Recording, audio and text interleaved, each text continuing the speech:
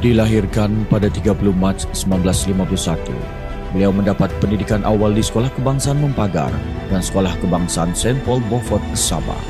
Sebelum meneruskan persekolahan menengah di Maktab Sabah dan menengah atas di SM Olsen, Kota Kinabalu.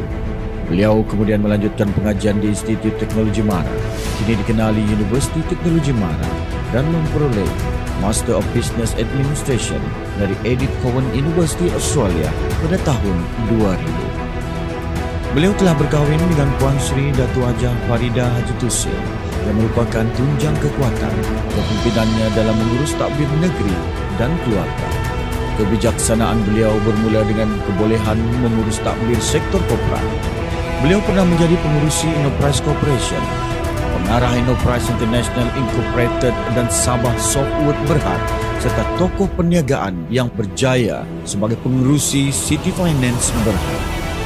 Semasa mula menceburi bidang politik, beliau pernah berkhidmat sebagai menteri di Jabatan Ketua Menteri dari tahun 1999 hingga 2001 dan seterusnya Menteri Kewangan dari tahun 2001 hingga 2003. Pada 27 Mac 2003, beliau dilantik sebagai Ketua Menteri Sabah yang ke-14 dan berkhidmat sehingga 11 Mei 2018 yang mana menjadikan beliau sebagai Ketua Menteri Sabah yang paling lama berkhidmat.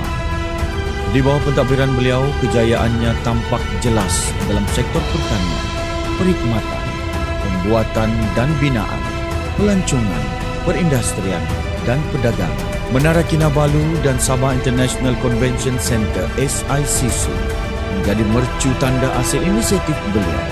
Pada tahun 2005, beliau mengilhamkan penubuhan Palm Oil Industry Cluster untuk meneraju pembangunan pemprosesan hiliran minyak sawit dan mengangkat sektor pertanian sebagai pemangkin pertumbuhan ekonomi.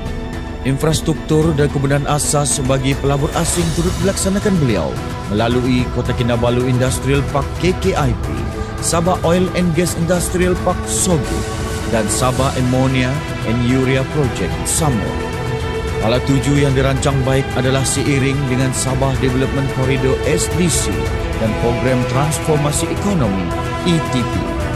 Kesemua inisiatif, rancangan dan pelaksanaan ini telah membawa perubahan yang besar dan memberi manfaat kepada rakyat negeri Sabah sehingga kini. Dengan ketokohan, pengalaman dan pencapaian gemilang mentadbir pembangunan ekonomi negeri Sabah, beliau telah dianugerahi darjah kebesaran Panglima Setia Mahkota PSM yang membawa gelaran Tan Sri pada tahun 2017. Beliau juga merupakan Pro Chancellor Universiti Malaysia Sabah dari tahun 2005 hingga 2018. Sebagai arkitek pembangunan ekonomi negeri Sabah, warga Universiti Malaysia Sabah sangat berbangga dengan kehebatan dan ketokohan sosok pemimpin ini. Beliau yang dimaksudkan ialah Tan Sri Datuk Seri Panglima Haji Musa Haji Ahmad, penerima Ijazah Kehormat Doktor Falsafah dalam bidang ekonomi pembangunan.